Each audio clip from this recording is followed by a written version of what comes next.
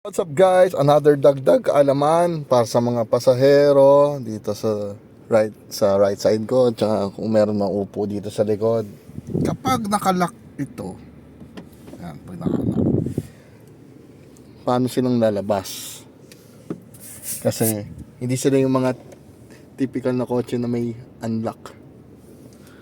May mga unlock, di ba? So isa lang ang control.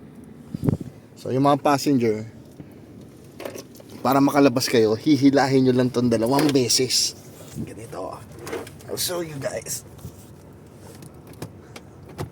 Bukas na yan. Lagi ko abot. Yeah. See? 2 beses. O yeah. Lala ko ulit. Lala ko ulit. 1, 2. Ganon din sa likod. Hilahin nyo lang ng 2 beses. Okay?